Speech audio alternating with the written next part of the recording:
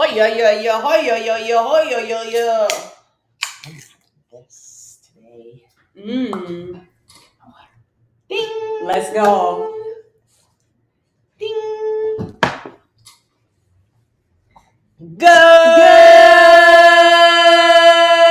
morning.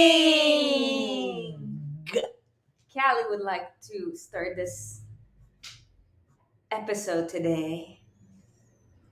Bless thy thee. Bless thy ES Army. Bless thy ES Army. Bless thy ES Army. Here, let's go back a little bit. Then they can get all of us in there. Wow! Today you can see we have a very special episode for you.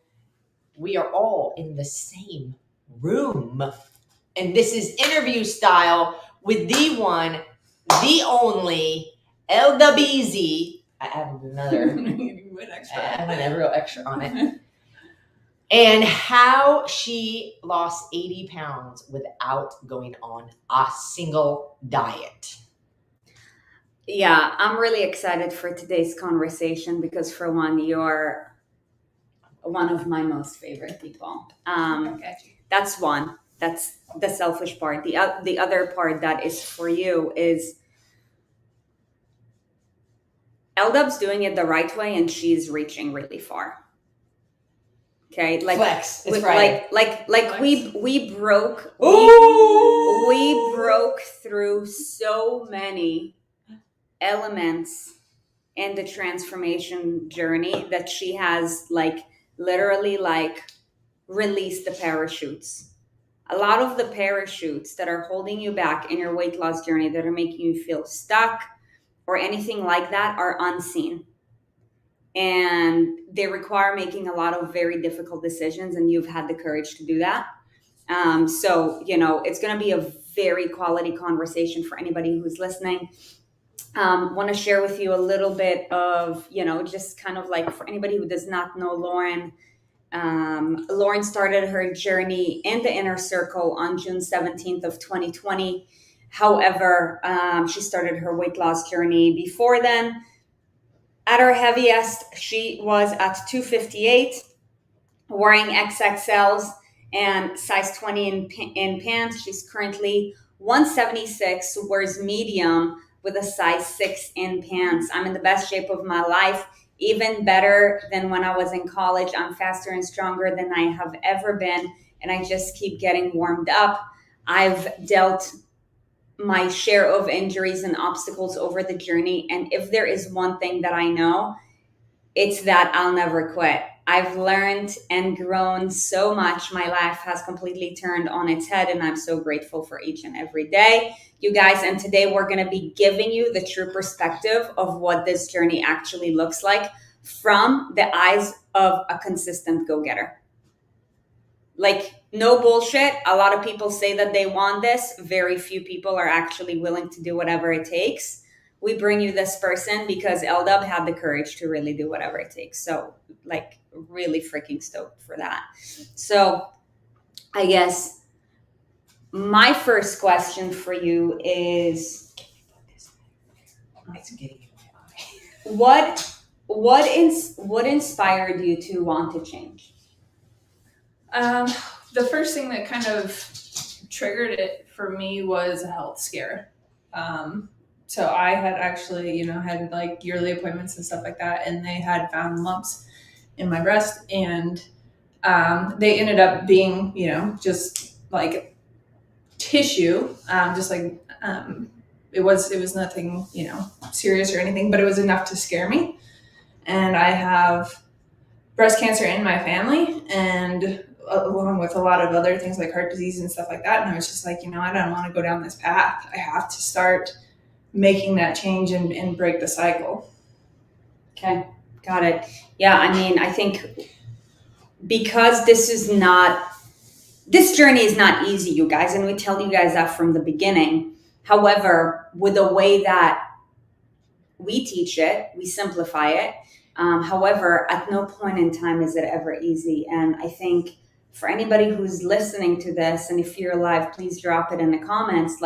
there's got to be some kind of pain point that you can feel or see very clearly in order to inspire you to change, because like that pain has to be more uncomfortable than the pain of discomfort of change, because change is not comfortable. You know what I mean? Yeah, I had gotten to a point, like I was in a family member's wedding and stuff, and man, seeing my pictures, I was just like, wow. I'm like, how did I get here? Like, when did I get in this spot? Like, you don't realize how bad it gets until you have that moment. Mm-hmm. And it was like, man, there's got to be a change. Like, I can't be that person anymore. Yeah. I'm curious to know from anybody watching live, like who else has had a health scare, either yourself or a family member or somebody close to you, that has inspired change. Like Sarit was saying, unfortunately, it takes some kind of other pain for us to be willing to go through the pain of improvement, right? And it's like when we're staring something in the face is when we move. And oftentimes, until that point, nothing seems urgent enough. But if there's anything that we can encourage you to do, is not wait until something gets urgent to start taking care of yourself, or to continue taking care of yourself. And for the person who feels like backsliding, or going back into old habits because either you're lacking motivation, or you feel like something's not working for you immediately, my encouragement is that you keep going, not just to look sexy naked, but because it is the longevity of your life and the quality of your life down the road and your future. And it doesn't only impact you, but your family and those close to you also. Mm-hmm. And when you do that, and when you take care of yourself, you end up inspiring other people around you who need to do the same thing. So it's a huge multiplier. Mm-hmm. I want to talk about, this concept of the belief lid, right? To the degree that you're able to believe, you're able to achieve. So, LDUB of 2 years ago, Lauren, she was not LDUB. She was not LDUB. Not at that point, no. No. What could you believe to be your best back then? I think it just depends on the area of my life that you talk about, like physically, right? Physically, yeah. So I had no belief lid. Like I don't think I ever really pictured what it looked like. I think at that point in time, it was just like, how do I just get to the next 10 pounds down? That was the only thing because I felt like the goal was so far away that, having that belief in myself to get there. I mean, you think 80, 90 pounds, whatever, that's going to take a long time. It just is. And so it was like, I had enough faith in myself to keep looking at that next 10 pounds down. And I had to celebrate every time that I hit that mile marker. So what was that 10-pound benchmark? Like, what was that back then? So going from 258 to 248. Okay, first. So 248. Okay. Yeah. So let me ask you this question, because I can almost assure you that this is what, somebody who's listening to this is thinking, especially if they're a little bit newer to the journey, is, okay, Elda, but what did you do to raise your level of belief that you can accomplish more? I think this is something that is not often talked about. I think the first thing that I had to do was just make the choice. So when I had the conversation with Aaron to go into the inner circle, I was terrified. I was a month out from closing on my home. And, at that time it felt like a lot of money, and I, wanted to make sure that I had everything for my down payment and stuff. And, but I also knew that it was time for a change, and everything that she was saying, I was like, okay, like, you can tell that they care and that they want to see you succeed. And it's crazy because it was, the one choice is clicking on a Facebook ad, right? Who's seen a Facebook ad? Right? and it forever changes your life. It's like the decisions you make. But I remember getting off the phone call and being sick to my stomach. Mm-hmm. Just absolutely terrified. Did I really just do this? Did I really just sign up for it? And then by the time that, the end of the night, I was like, if I'm going to do it, I'm going to do it. Like, I went in and I was like, I will not fail this time, because I wasn't going to invest that amount, because it meant a lot to me to put that kind of money down at the Because time. when you pay attention. You pay attention. If you've ever signed up for any of our coaching programs and you felt that very similar feeling, sick to your stomach, throat, whatever, wherever it manifests in your body, go ahead and drop a double flex. So are you planning to be on the camera or for this, or? Oh. I'm so present. Come on in, buddy. Come on in. I don't even care. Okay, so then how did you, as you got through that process, because one of the things that we say is that the higher you go, like, the more challenging it gets, right? Like that, there are different separators along the way, right? Like, what you got to do to take yourself from 258 to 48 is completely different than 248 to sub 200. 200 to, like where you're at right now, where you're at now to, the next level. So what did you do throughout the journey? Like, once you broke through that first benchmark, to raise your belief lid? Because the higher you want to go, the more challenges you're gonna, face that are going to expose you to more self-doubt. Yeah. So I think it's twofold. One, or maybe even threefold. One is consistency. As I was more consistent with things, my belief was started to raise, because I was seeing results as part of that. And I mean, if you want to achieve anything in life, you have to be consistent in your, chase towards that. But with that as well is discipline. It's being able to say no. And then the third part is environment. I had to surround myself with people and open myself up and be vulnerable. And that's never been a comfortable space for me. And it's not for most people, right? But allowing yourself to be vulnerable with people and lean in and ask for help that was a big part of my journey. And it's all a growth process, right? It's not easy, but I think the more that somebody can be vulnerable, the more success that they will see. Were you always good at saying no? No, I'm a people pleaser.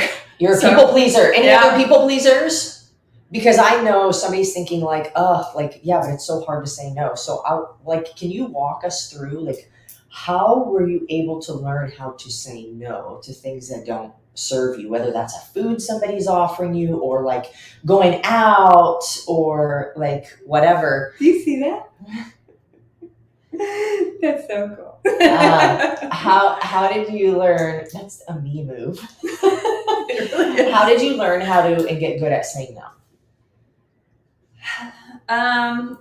Time, but then also just keeping my goals in the forefront of my mind. It was, it's with every decision that you make, is this getting me one step closer or one step further away from my goals? And so much of that is, what I've learned from you guys. And, part of that too is setting intentions. So it's like, I pride myself on being a person of my word. And when I set my word or my intention to say, hey, I'm going to go and I'm either not going to partake in, say, pizza or something like that, then I'm not going to do it. Mm-hmm. So even when it's in front of me, but the fact that I would always say, to Sarit or to my accountability buddies or anything like that, hey, this is my intention going in, and I'm going to keep my word to that. This is important, because you can go in and you can say, I have an intention, right? But how many times have we broken our intentions to ourselves? Tell somebody else about it. That's the game changer. Public accountability. Somebody else to hold you accountable. So you go in and you say, like in the inner circle, it's like, hey, what are your plans for the weekend? Okay. What are your intentions for that event? Okay. Now I know. Now, if you don't do it, you are going to have to confess to me. And that hurts because then you feel like a fraud. You feel like I let somebody else down. And so it's important that there is somebody who is important to you, or that you've paid to make important to you, that you are sharing those intentions with, so that when you go in, you're continuing to think about like, yeah, but I made this promise not only to myself, like I don't want to come away from this situation feeling like I didn't stick to my word and I can't do what I say I'm going to do. It's almost like an ego thing and a stubborn thing. But when you tell somebody, there's power in it. But sometimes we're afraid to tell somebody because we don't want the accountability. But if you don't do that, then you're leaving space open for you to fail, and you're literally setting yourself up for it. So the other question that I had, you probably have a bunch, but I'm taking them all, is do it. Because you said, So I come with a plan. because you said that you mentioned consistency, you mentioned learning how to say no, and then changing your environment. I would say changing your environment's harder than saying no. So how are some of the ways that like you navigate through making adjustments? It could be as simple as taking food out of your house, or it could be as difficult as cutting off a relationship that is toxic to you. So like how, like the easy ones are the easy ones, but when it comes to something that's difficult, how do you start to navigate like and feel good about yourself? Because if we're good people, like we don't ever want to hurt people's feelings, we don't want to make people feel bad, but sometimes people don't realize that they're being very negative and toxic, or disencouraging. Is that a word? Discouraging. Wow, English. Discouraging to your goals, and they're completely unaware of it. How do you navigate that, or have a conversation about that, or like back away from that and still feel good about yourself? One is having conversations about it, but this year especially, I've had to redefine the word friendship, because I got in a habit of calling everyone friend, right? And in reality, a friend to me at this point, and everybody's got their own definitions, right, is somebody that I'm fully invested in their health, wealth, and well-being, and I want to see them grow and succeed, and we should raise each other up, and they should also feel the same with me, right? We should always want each other to win. It should be mutually beneficial. And so and this is something that I still work through, because being a people pleaser, a yes person, like I want to be able to, give to so many people, right? But we actually had a really good conversation the other day, and you told me, you're like, not everybody deserves access to you. And that really hit hard for me, because it's like, it's true. You can only pour so much, and you have to pour into the people that are also going to be willing to pour into you. And so it's like redefining friendship for me, and really, I've got my close circle, and those are the people that I will fully invest in. One of my characteristics or whatever is loyalty. I'm a very loyal person, and so I want to give everything into those people because they're giving the same into me, and we're helping each other grow and evolve and everything like that.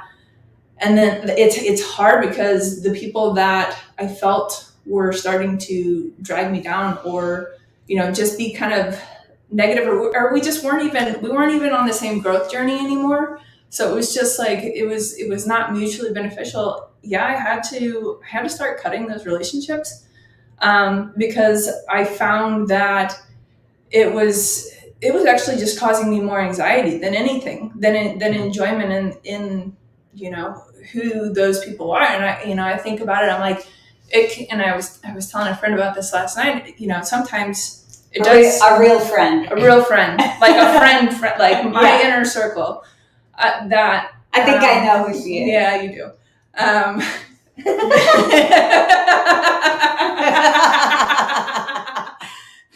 No, I lost my train of thought. Damn it. You were talking to a friend about last night. Oh yeah, how like sometimes I have like insecurities around having such a small inner circle, because it's like you can lose people. It happens. Like as much as you may not want to or anything like that, but you can.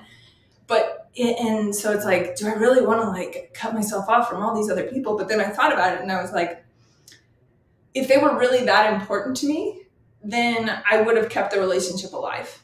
Just having, as much as I hate to say it, accessory people in your life as a fail safe or something like that, it was like, it's not serving at all, because it's like, I'm not going to just magically have a deep relationship with these other people that I haven't had a deep relationship with before. Mm-mm. Like, it doesn't work like that. You can't make it up. No, you can't. And when you get to that inner circle, that level of friendship with somebody, yeah, you may lose them. It's possible, people are with you for a reason, a season, or a lifetime, but you can always find new people. So it's like, people do, as much as I would never want to lose anybody that's in my inner circle, I also can't be scared to let the excess go. Okay, I said not everybody's deserving of your time. And what I meant by that was like, relationships should be contributed to on an equal level. And depending on what your values are in your life, if somebody has different values than you, that doesn't mean that they are better or worse of a person. They're just on a different path. And that person, like, if somebody is not contributing to you in your life as much as you are trying to contribute to theirs, it is not a two-way street. And this like, there's always exceptions to things. I think about, like, somebody who's suffering from some kind of terminal illness, like, oh, are they adding value to your life? No, that doesn't mean you cut them off, right? So there's exceptions to this, but in this case that we were talking about, right, that was not the exception. And it was like, we all have a finite amount of time. And when you are really trying to strive for success, and to me personally, that means constantly achieving something I've not achieved before, right? Mm-hmm. In relationships, in finance, in business, in my own personal growth and development, in my physical body, things like that. If you are really striving for greatness, you do not have time to spend time with people who will suck you down and pull you back. You don't. If they're wanting to contribute to the direction that you're going, awesome, because you're going the same direction. But if you've been tied to somebody by a rope, and I'm going this way and you're going this way, where's anybody going to get? You got to cut the rope so you can go your ways freely. Both people deserve that. Yeah, right? It's nothing negative on them. No, like you said, it's just different. Yeah, it's just different, and you have to remember that, like, if you're not good, nobody else that you are trying to bring value to is going to get the best version of you. Amen.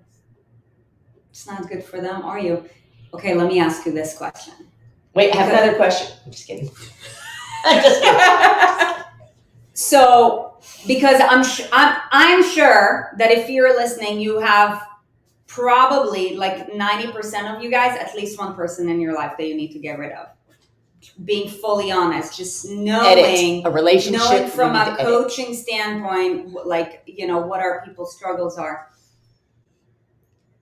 From your own experience, have you ever had a situation where you audited a relationship and the response was negative or maybe hostile? And if so, how did you handle it? Because I think this is why people, like, avoid the initial discomfort that may come with it. And they end up carrying baggage for the rest of their lives. Have you had that? Where when I audited a relationship, negativity came out of it? And no, not out of you, where, like, hostility, like, came to the surface. Like an extreme form of criticism, almost like maybe demand or anything like that. Or like you're the bad guy. I mean, I've had, when I've, like, set boundaries on things, yeah, I have. I've had, some unsupportive and tough conversations with people because they didn't understand what I was trying to do. Do they need to? Right. Exactly. Everybody's got their own priorities and prerogatives, and I'm honestly like communication is the biggest key to all of it. But it was also, it's like I recognize that we're different people, that we're raised different, everything like that, and even some of the folks that are closest to you, they. It's funny. I was having this conversation last night too. Like, people want to put you in a box, right? Yeah. And when you try to step out of that, hostility can come from that, right? It's like you know this person for 20 years or 30 years, and it's all of a sudden, they're changed, and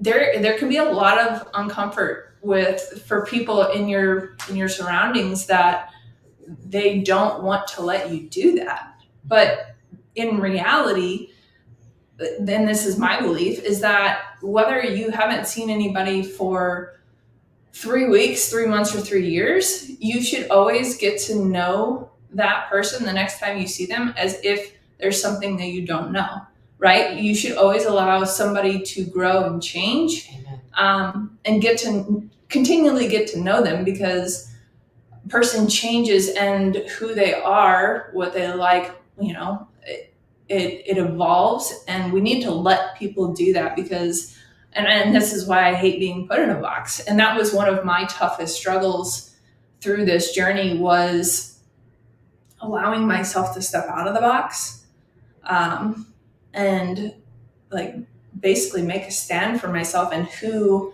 I actually was, but had been hiding. Come on.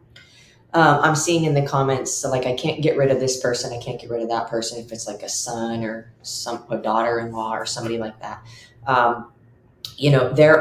There are of course going to be situations like, I'm not saying go get rid of your son.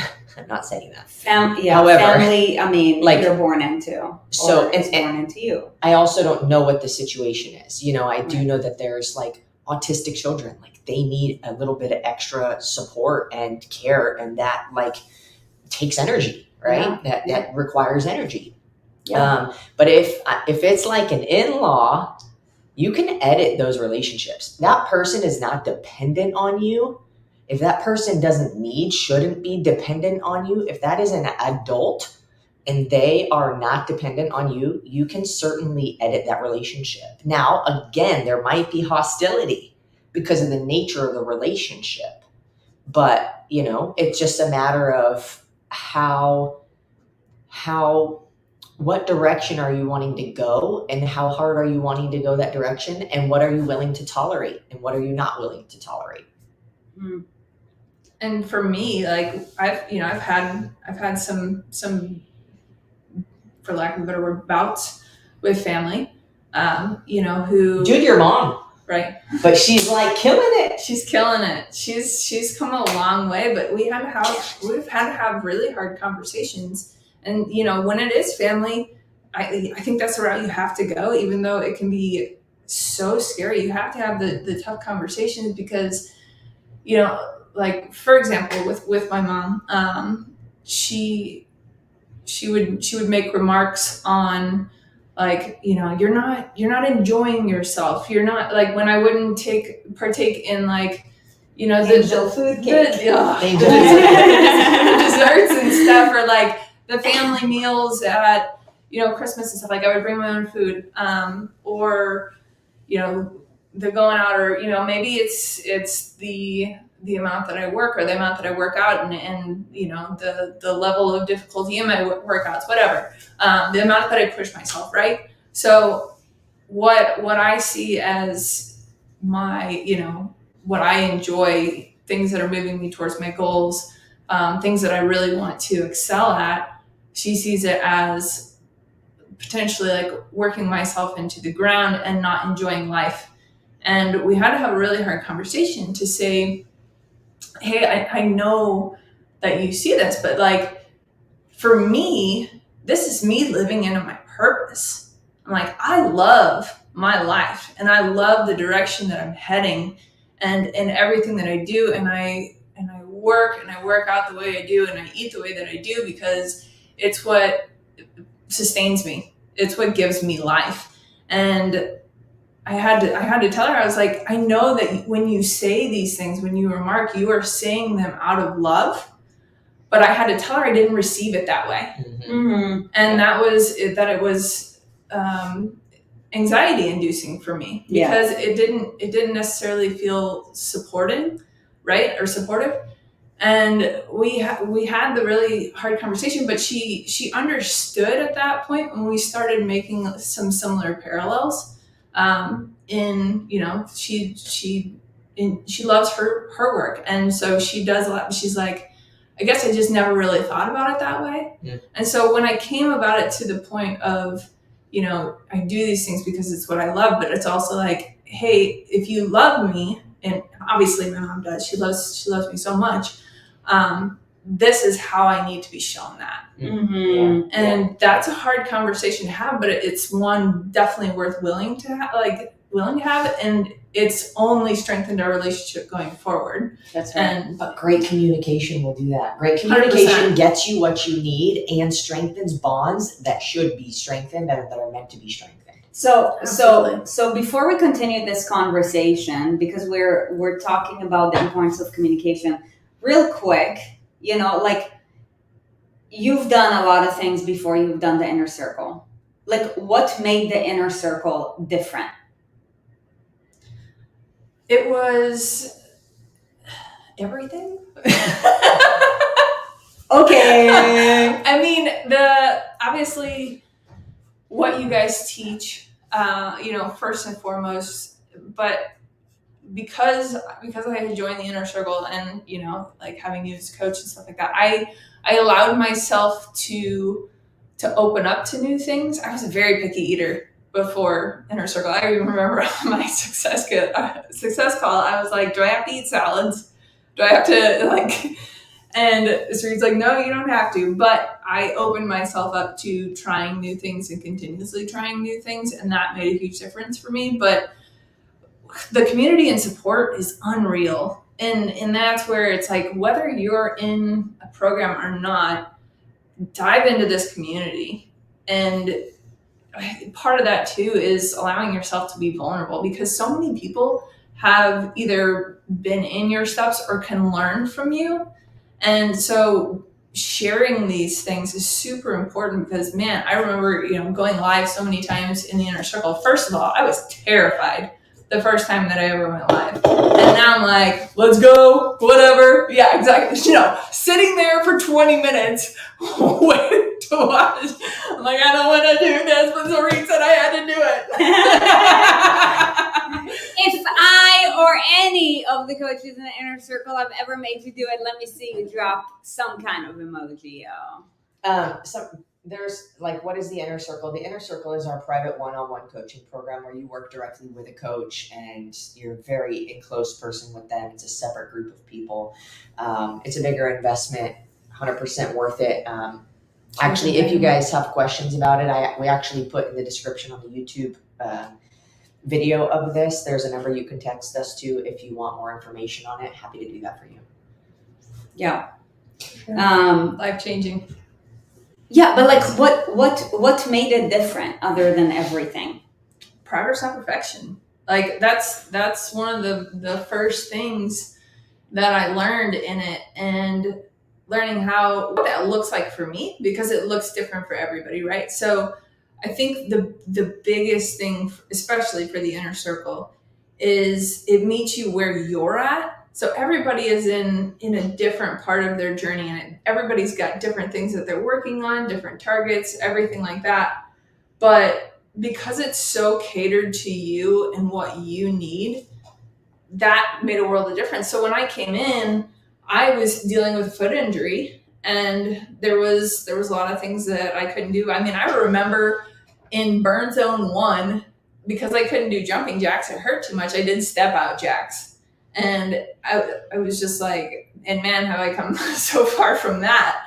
But, I had the help and the guidance to navigate around that. But because before that, it was like, if I couldn't work out. Let's be real honest. You can always do something. But adorable. But I Callie's was able to- dreaming, in case you're wondering. Yeah, and it's the cutest thing ever. Wait.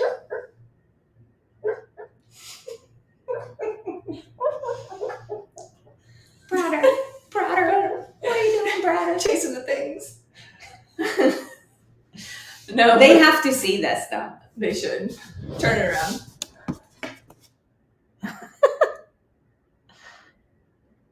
So King's throne. Differentiates it is you have. I mean, the one-on-one coaching, the having access to your coach every single day makes such a huge difference. You know, asking the quick questions or her diving in. I mean, it took me probably like a good 5 or 6 months before I probably really opened up to Sarit on things. But man, I was like, that's when the deep works really started happening for me. Mm-hmm.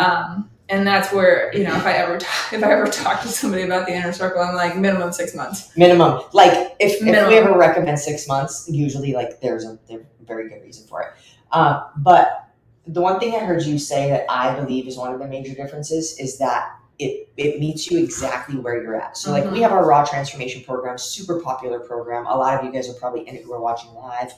And it is really great, but there's a curriculum, right? So it's an educational, it's kind of like a mini college course on how to just level up your life and be better and change your physical body at the same time.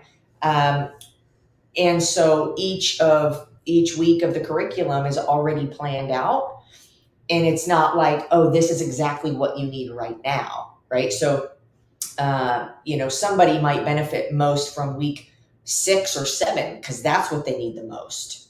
But in the inner circle, we would start you exactly there because we start with an actual success call, and it's like, hey, where are you at? What are you eating? What are you doing? Who's in your life? What do you got going on around you? What do you struggle with? And we ask all these things so that we can figure out. It's like, okay, here's what you need to focus on, X, Y, Z every day. Just check those boxes and let's get really consistent with that. And it's like all of a sudden, like 6 months down the road, a year down the road, your entire life is different, but it doesn't feel like you made any dramatic changes all at one time. So it really like takes you where you're at, and it's like, poof, okay, we're going to start with just these few things and get really good at them. And you've got support from your coach. Well, I even remember. What are you laughing I at? never What were your first targets? I don't even remember. But like after my should watch first this. success call, I was like, that's it. Yes, everybody I was says like- that. I was like, this is all you want me to do? Like, I wasn't doing 5 days of workouts a week. I think I was doing 3. And Probably walking. it might have been. Or I don't burn think zone or so. something. Burn zone. Yeah. And yeah, it was burn zone. So I was doing that 3 days a week, and then there was like food and stuff, but I was like, Are you sure? that can't be it. That can't work. Can't be it. That can't be enough. But it was. But it can. Yeah. Usually But you you fail. Listen, usually you fail because you're trying to do too much. And you can't get good at any of it. It's not about where you're at. It's about where you're going. Mm-hmm. Yeah. Really good. Okay.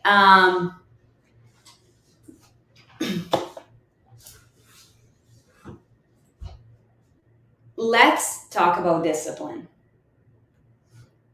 You've learned to develop some discipline. Yeah. I think most people think that they're disciplined, but they're actually fooling themselves. Now, I want to hear from you, considering what it took for you to develop the kind of discipline that you did. Like, when you're having conversations with people, like, what would you really consider, like, in your own current standards, a disciplined person to be? A disciplined person to me is, somebody that doesn't deviate from the things that they set out for themselves.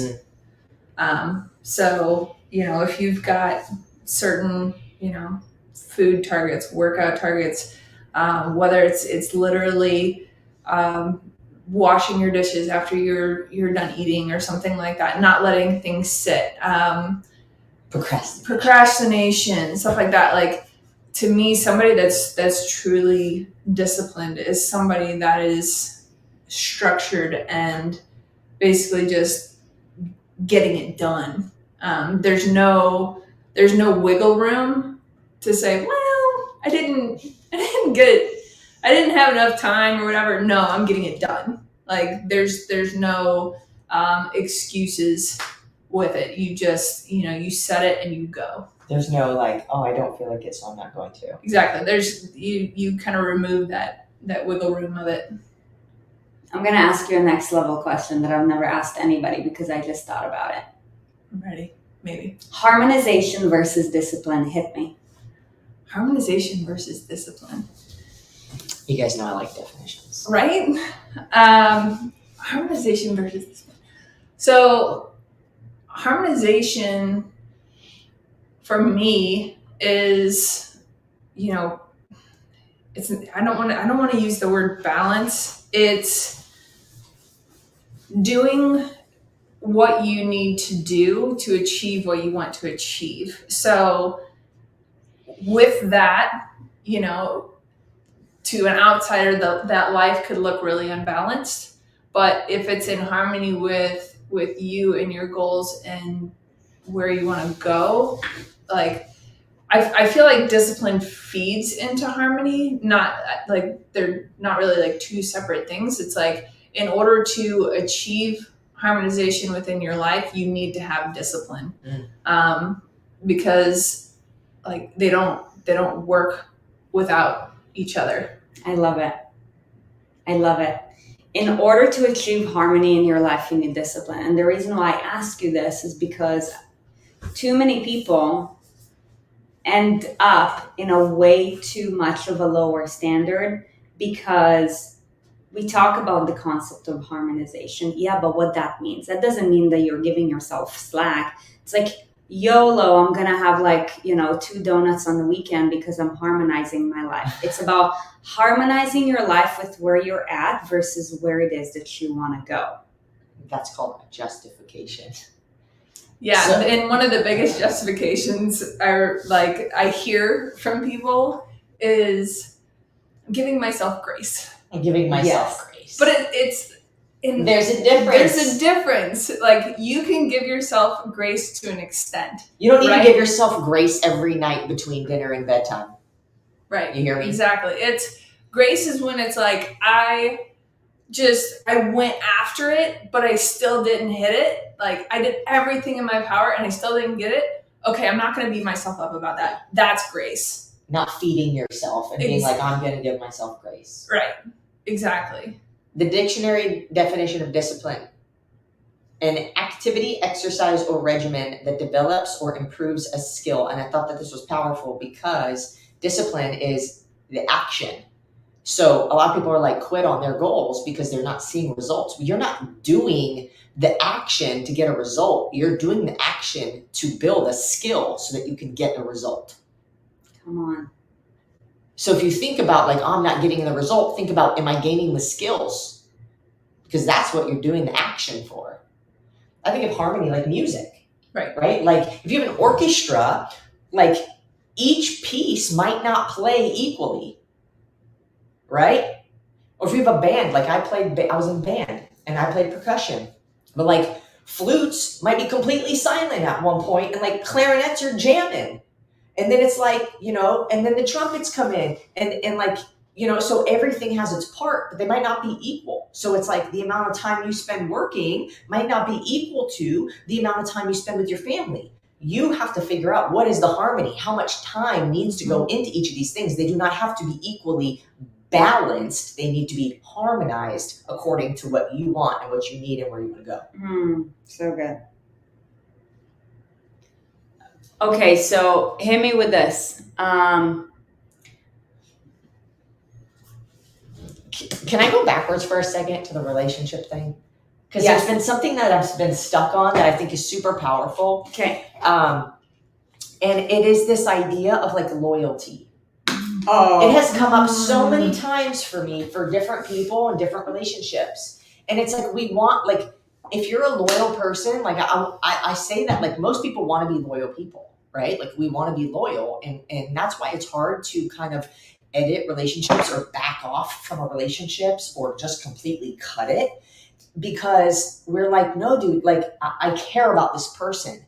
I genuinely care, even for the people who have like wronged me. I don't even know if I would say they've wronged me, because I believe everything happens on purpose. And I'm like, there was a right to the wrong, if I believe that, right?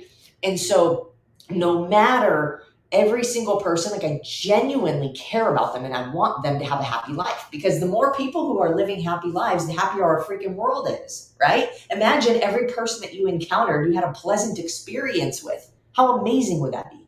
Okay. So you care about people, so you don't want to make them feel like you don't care about them. But if you are caring about them more than you care about your well-being, you're killing yourself. You are killing yourself for the benefit of somebody else who is not caring about you, are killing yourself. Think about that. Think about that. If somebody's pulling you down, if somebody is keeping you from reaching for the fucking stars, they are not caring about you. Preach. They are not caring about you. So why then would they care about you trying to care about you? It's a few layers deep, what I'm trying to explain. So I don't know if it makes sense. I try to like say it in a few different ways, but it's like, if somebody's not fully wanting to let you reach for you and your best, they do not care. Actions.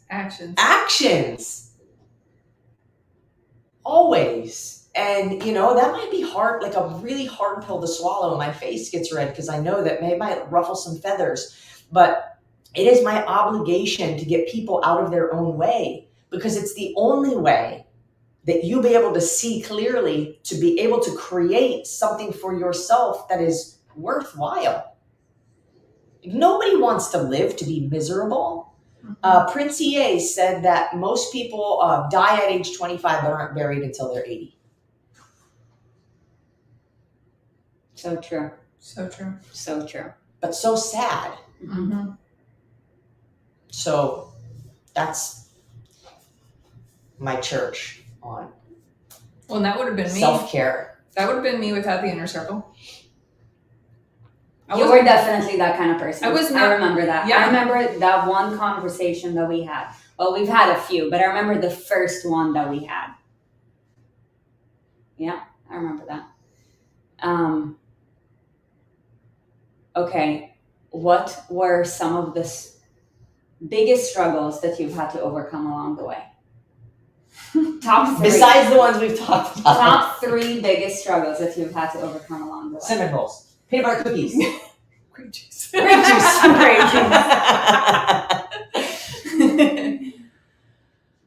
Oh, 3 biggest.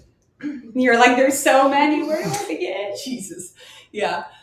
First, and this is something that I still have to work on all the time, is emotional and stress eating. I've gotten a lot better with it, but it's always been a struggle for me, and I have a lot more awareness around myself now to understand why I go there. But that has been one of my biggest ones. We're gonna go here. Okay, so where are we going? Another thing that I had to learn or get past or through, and it's like I don't think you ever fully get like binge eating. Well, no, that's she just talked about. Yeah. Oh, I was reading the comments. Would be the understanding and acceptance that I'm not a burden on the people that love and care about me, and that it is okay to open myself up and ask for help. I never wanted to put any of the things that I was going through on somebody else, because everybody's got their struggles, right? And it took me like going through some pretty struggling times, and basically Aaron and Street, kind of like giving me the old shake up. Taking the shake-a-rooney. Yeah, and beating on my head for a while to get there. But I'm definitely You're a lot. You're a lot better. I'm a lot better. I'm going to ask you a couple questions. You already have gotten better at this, but who's somebody that you really look up to, who really inspires you? Both of you. Well, besides us, okay, thank you. But who's somebody that some person that's famous, that's has done amazing things. And I want you to think about this too. Who's somebody like Tony Robbins or Oprah or somebody, who is somebody that you're like, wow, that person has done incredible things? Abby Wambach. Abby Wambach. Okay, let me ask you, who does Abby need help from? Anyone, right? Like her family, her friends, everybody needs help. Nobody does it alone. Right. I hate when people are like, I'm a self-made millionaire. I'm like, no, you're not. Yeah. Because nobody can do anything great by themselves. Mm-mm. You need people. You need an army. This is why we have the army, baby. Well, and she talks so much about teamwork and leadership, and that's where I really love her message and stuff like that. And it's like you have to have your people, right? Yeah. You have to. It's okay to need help. Exactly. I need help. Yeah. Right. You're supposed to bring it. Yeah. It's okay. It's okay. Especially if you're paying somebody. Especially. Mm-hmm. And it's so easy to feel like I'm a burden, but that's a self-worth issue. Yeah. That is a self-worth issue. And, we'll do everything in our power to be like, look, you're not a burden. You need to go to the right places to get the right kind of help. And it's okay, because for one, we're all busted up. None of us are perfect. We all have baggage. I heard something the other day. I said it too. It's only baggage if you carry it. It's only baggage if you choose to carry it. Yeah. And so it's like, look, there's people who are willing to take your bags and say, hey, let me help you with that. Right? But there are people who are also not. There comes a point in time, okay, where depending on where you're at in the process, where it's like, I will hold your baggage, but you have to make a choice with regards to what you're going to do. I'm not going to keep on just doing a farmer's hold. No, look, I'm going to help you with it. Because now it's going to hold me back. I'm going to help you with it. I'm not going to take ownership of it. Right. Yeah. I'm going to help you carry it, but help means you are doing equal the amount of work. Mm-hmm. Well, and you can't take something on for somebody else, because then you're robbing them of the experience. 100%. So you can help and support somebody, but you can't take it for them. Mm-hmm. You can only help guide them through that. And that isn't to answer the third thing that I've had to really learn and stuff is resilience, right? And I've really had to build that. It's I've had so many moments of failure in my journey, and so many times where I felt shame in not being perfect, right? Not doing the perfect thing. And it's I had to realize that I will never be perfect. What I can do is I can chase excellence, but then also I need to, make sure that I'm learning from every failure. But then also anytime that I hit adversities and stuff like that, I know without a doubt, I can make it through the things that would have stopped me in my tracks before. And man, there's been so many things for me this year that would have stopped me previously. Oh yeah. Yeah. I mean, but it was just I know without a shadow of a doubt that if I want something, I will not give up until I've achieved it. And when the dream is big enough, you just ain't got time for that bullshit. You don't Exactly. stop. River beats rock, not because of the strength of the river, but because of its persistence. Yeah. Right. Yeah. Well, and you have to have a lot of patience with it and with yourself. And that's something that I work on too, is having patience. It's you can have patience. And this is something that I've had to learn, is that have patience for the long-term gain, but you have to attack as if you want it tomorrow. Come on. That's so good. Say it again for the people in the back. So you have to have patience and think in terms of the long-term gain. Like it could take you years to get where you want to go, but you have to attack it as if you want it tomorrow. Unrelentless. Ellie's state of mind. Ellie's state of mind. I love it. State of mind. Okay, talk to us. We're gonna start wrapping this up for the respect of your time. What were the up to 1 to 3 most powerful lessons that you'd want to share with regards to this journey and what this is all about? I think one of the biggest lessons is going back to that vulnerability piece. You have to be willing to open up and speak in your truth, right? So it's establishing that trust with people, but you can't bury everything as much as we want to, and it's like even within like the Facebook groups and stuff like that, it's like people will be like, well, I don't feel the need to tell strangers my issues, but it's like no. They're not like, if there is ever a safe space, it's with people that are on the exact same journey with you and that know where you're coming from, that want to help you. So it's like, why wouldn't you want to share that with these people? Because more than likely they're going to be there to support you. Like I remember when I came out, I went live in the Inner Circle group and just asked for support and everything like that. And oh my God, yeah. And the amount of support that I had gotten was unbelievable. Some people I had never really talked to that much in the group, but when they reached out and just offered their support, like it was it's a family. Like we say, chosen family, and it's so true. It's so true. Everybody just they want the best for each other.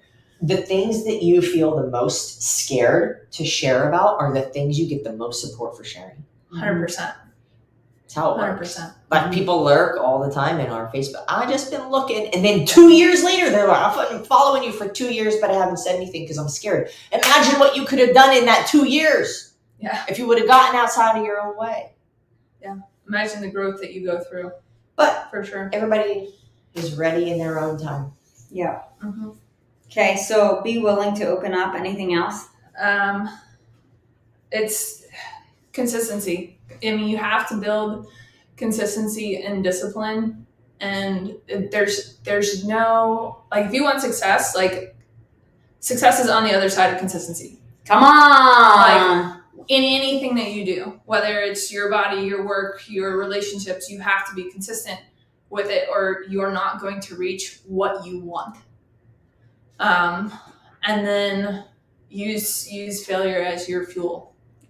Failure is rocket fuel. Yeah. If you have to learn and you have to grow and you have to say, okay, I didn't hit it here. Okay, what do I do next time to learn from that? Like, I even ask that of myself every day when I do my journal.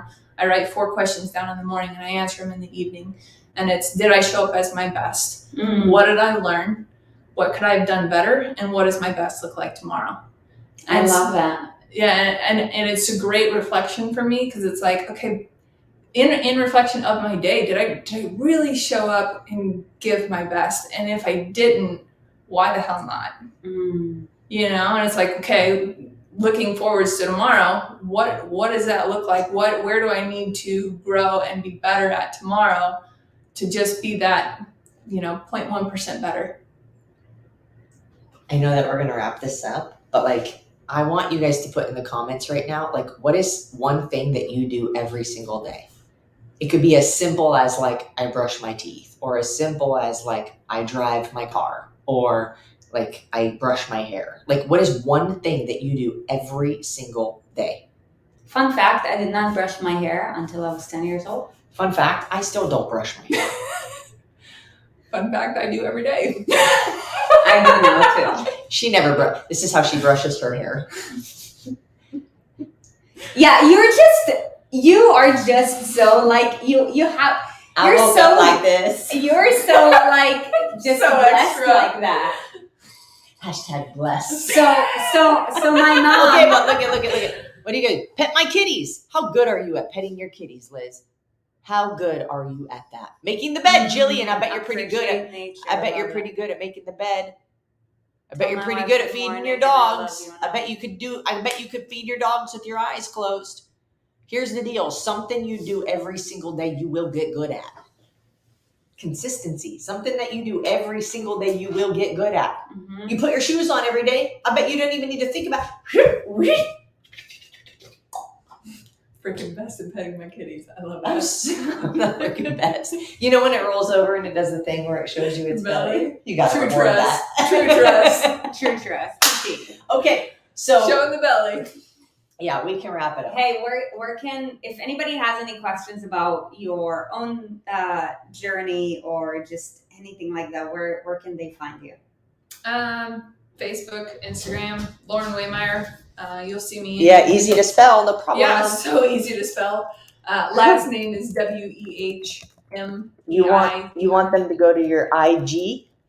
Facebook's probably easier for a lot of these folks. These folk. Facebook. I'm And gonna then my find last this question to you, from your own eyes, who would you recommend the inner circle for, having been through it and knowing what it's all about?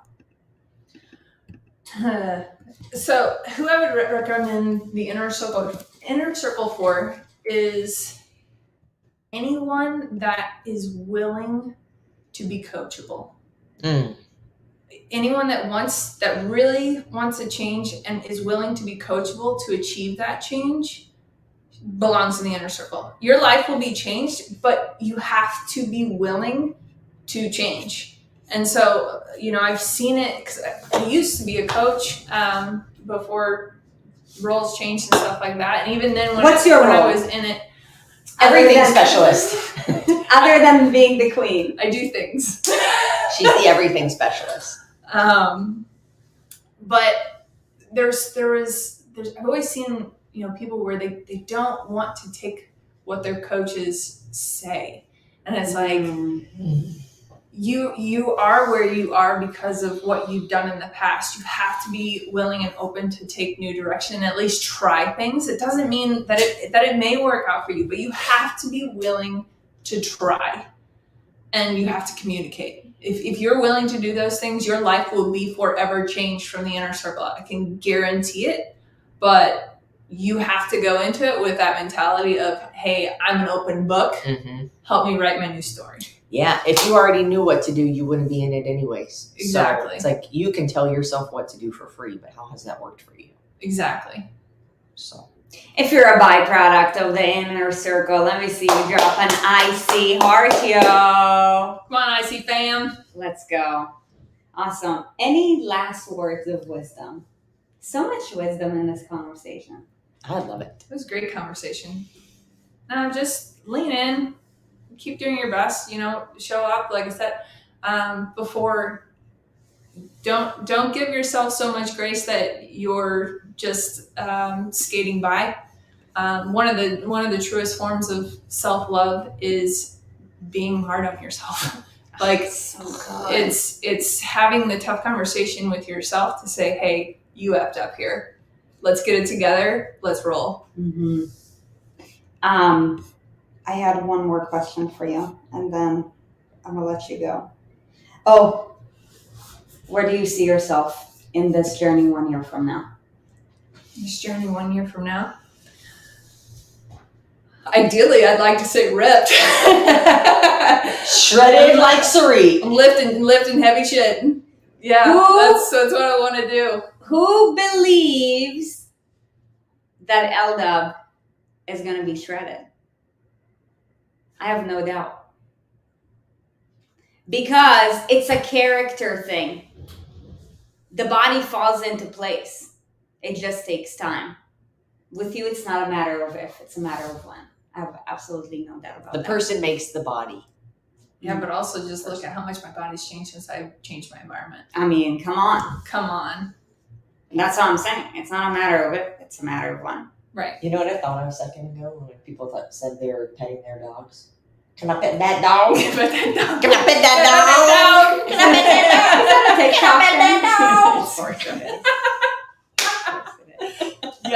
normal conversation. All right, you guys. Hey, it's been a pleasure. We are so excited all the time to try to bring you more value, try to help you improve the quality of your life, feel better about yourself so that you can have better interactions with other people. And Eldub, thank you for joining us here. Thanks for having It's me. always a pleasure.